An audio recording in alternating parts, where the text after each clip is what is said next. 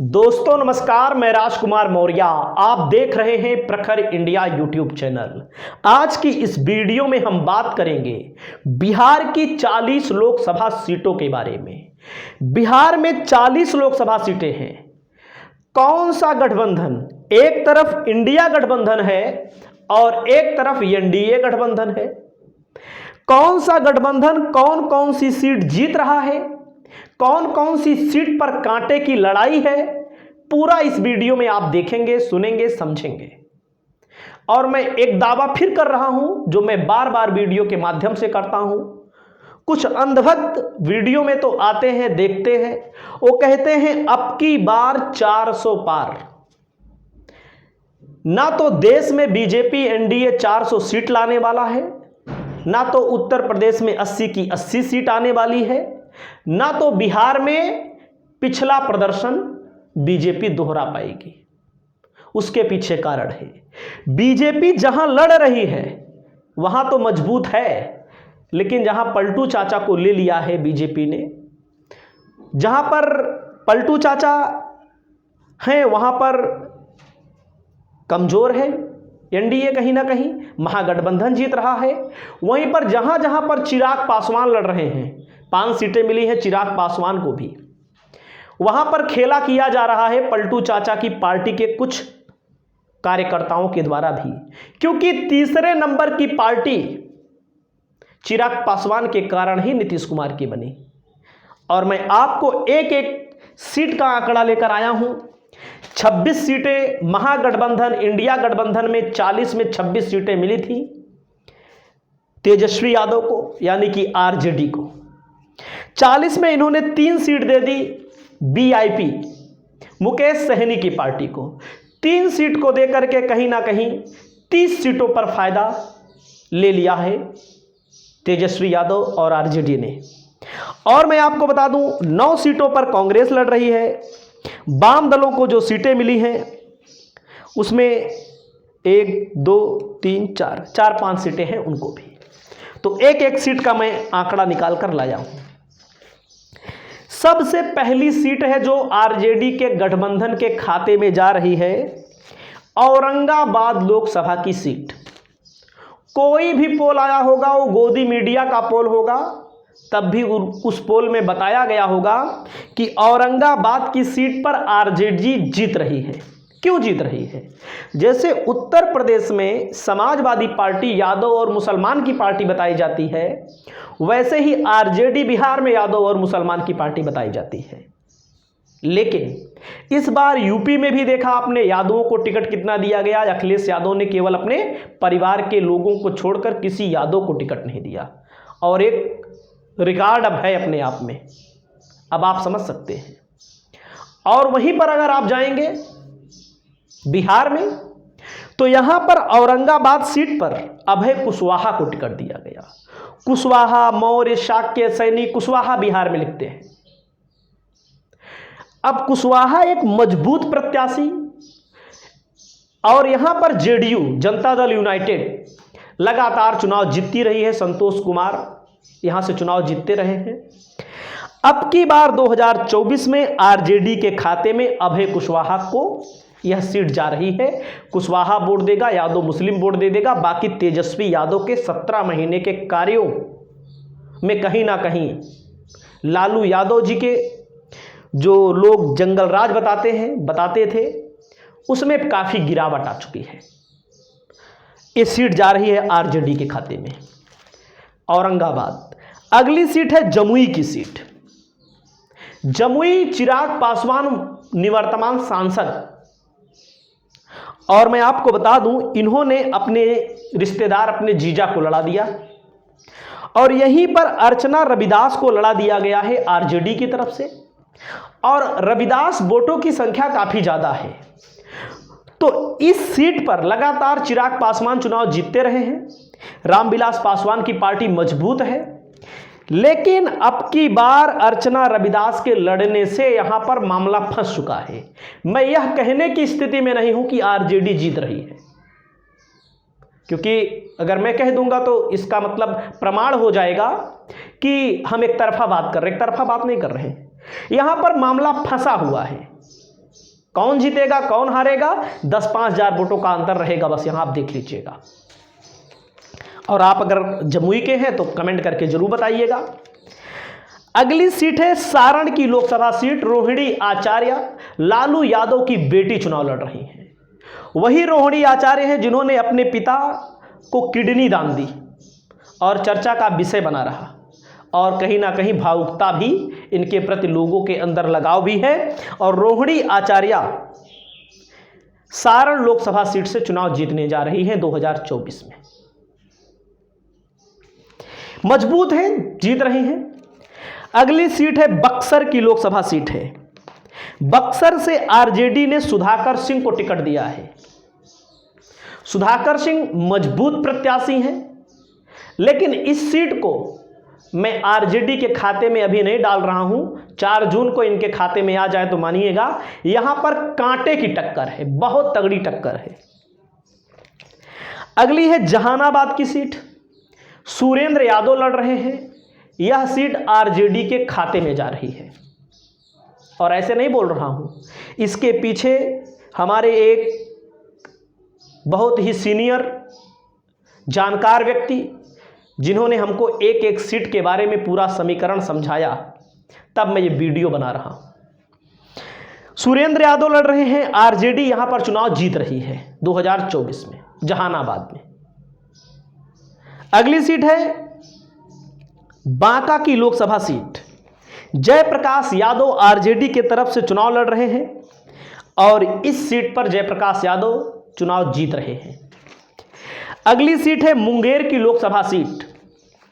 अनीता देवी महतो को टिकट मिला हुआ है। इस सीट पर लड़ाई है, आरजेडी के पाले में आएगी कि नहीं आएगी वो 4 जून को पता लगेगा, लेकिन इस सीट पर लड़ाई साफ साफ दिख रही है। अगली है झंझारपुर की लोकसभा सीट। विकासशील वीआईपी लड़ रही है, मुकेश सहनी की पार्टी अच्छा चुनाव लड़ रही है। इस सीट के बारे में कुछ कहना मुश्किल है।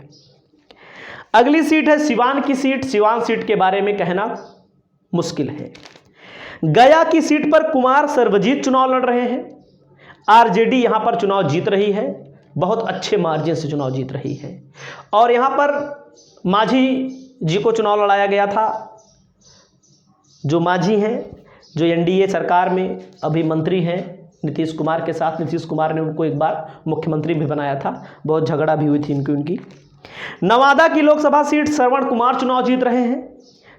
पाटिल पुत्र की सीट बीमा भारती चुनाव लड़ रही हैं। बीमा भारती कौन है? लालू यादव की बेटी। पाटिल पुत्र और सारण दोनों जगह उनकी बेटियां चुनाव लड़ रही हैं, दोनों सीट निकल रही है। उजियारपुर से आलोक मेहता कुशवाहा हैं और बहुत मजबूत कैंडिडेट हैं। उजियारपुर की सीट भी आरजेडी निकाल ले रही है। दरभंगा की सीट ललित यादव मजबूत प्रत्याशी हैं, इस सीट को भी आरजेडी निकाल रही है। अररिया की लोकसभा सीट है। अररिया की सीट पर बहुत मामला यहां पर आगे निकल चुका है, आरजेडी यहां पर जीत रही है अररिया की लोकसभा सीट। अगली सीट है सीतामढ़ी, आरजेडी के खाते में जा रही है। मधुबनी आरजेडी के खाते में जा रही है, और यहां पर शिवहर की सीट आरजेडी के खाते में जा रही है। वैशाली आरजेडी जीत रही है। सुपौल आरजेडी के खाते में जा रही है। बाकी पूर्वी चंपारण में कुछ कहा नहीं जा सकता, मधेपुरा में कुछ कहा नहीं जा सकता। हाजीपुर में कांटे की टक्कर है, क्योंकि यहां पर रामविलास पासवान चुनाव जीतते रहे हैं। उनके बेटे चिराग पासवान भी चुनाव लड़ रहे हैं अब की बार हाजीपुर लोकसभा सीट को लेकर। वाल्मीकि नगर सीट फंसी हुई है। पूर्णिया में पप्पू यादव चुनाव लड़ रहे हैं, इंडिपेंडेंट यानी कि निर्दलीय चुनाव जीत रहे हैं। गोपालगंज में भी कुछ कहा नहीं जा सकता। तो हमने अभी तक 26 सीटें बताई हैं, इस 26 में 3 वीआईपी की भी हैं। तो आरजेडी औरंगाबाद 1 सीट हो गई, सारण 2 सीट हो गई, और बक्सर 3 सीट हो गई, Jahanabad 4 seat, Banka 5 seat, Jhanjharpur 6 seat, Gaya 7, Nawada 8, Pataliputra 9, Ujiarpur 10, Darbhanga 11, Araria 12, Sitamarhi 13, Madhubani 14, Sheohar 15, Vaishali 16, Supaul 17। मतलब कि 26 सीटों में 17 सीटों पर आराम से यहां पर आरजेडी चुनाव जीत रही है, एकदम आराम से। एक आध दो सीटें इधर से उधर भी हो सकती हैं। अब आते हैं, कांग्रेस को 9 सीटें मिली हैं। 9 सीटों में किशनगंज से मोहम्मद जावेद को टिकट मिला है। अब मोहम्मद जावेद लड़ रहे हैं, यहां पर जेडीयू लड़ रही है, यहां पर एएमआईएम ओवैसी की पार्टी लड़ रही है, जनता दल यूनाइटेड बीजेपी नहीं लड़ रही है। यहां पर इस सीट पर या तो कांग्रेस जीतेगी या तो एएमआईएम का प्रत्याशी चुनाव जीतेगा। यहां पर 68% मुसलमान है। यहां पर एक पक्षी अगर किसी भी व्यक्ति को वोट पड़ जाए वो चुनाव निकाल लेगा। अब आप समझ सकते हैं, मैं एकदम साफ साफ बता दे रहा हूं, किशनगंज में कांग्रेस भी जीत सकती है। यही इकलौती सीट थी 2019 में जब बीजेपी इस सीट पर नहीं जीत पाई थी, बाकी सभी सीट एनडीए जीत लिया था। समस्तीपुर की सीट सन्नी हजारी चुनाव लड़ रहे हैं, इस सीट को भी कांग्रेस जीत रही है। सासाराम की सीट फंसी हुई है। मुजफ्फरपुर की सीट फंसी हुई है। महाराजगंज की सीट फंसी हुई है। कटिहार से तारिक अनवर चुनाव लड़ रहे हैं, चुनाव जीत रहे हैं। और पटना साहिब से अंशुल कुमार मीरा कुमार के बेटे चुनाव लड़ रहे हैं, इन लोगों की संभावना थोड़ा कम है। पश्चिमी चंपारण मदन मोहन तिवारी चुनाव लड़ रहे हैं और भागलपुर से अजित शर्मा चुनाव लड़ रहे हैं। यानी कांग्रेस 9 सीटों में 1, 2, 3 कम से कम 3 सीट जीत सकती है आराम से। कम से कम मैं बात कर रहा हूं, ज़्यादा बात नहीं कर सकता। कम से कम 30, 17 सीट आरजेडी, 3 सीट कांग्रेस। क्योंकि कांग्रेस में बताया जाता है कि प्रत्याशी वास्तव में हमारे यूपी में भी प्रत्याशी उतारे गए हैं, बहुत अच्छे प्रत्याशी नहीं हैं। अच्छे का मतलब कोई पॉपुलर प्रत्याशी नहीं है। 20 सीटें हो गई। अब आ जाइए, वाम दलों को सीट दी गई है। आरा बीजेपी के खाते में है, बीजेपी के खाते में चली जाएगी। फिर सीपीआई बेगूसराय है, ये सीट फिर बीजेपी के खाते में चली जाएगी। अगली सीट है काराकाट। राजाराम कुशवाहा यहां से लड़ रहे हैं कम्युनिस्ट पार्टी की तरफ से।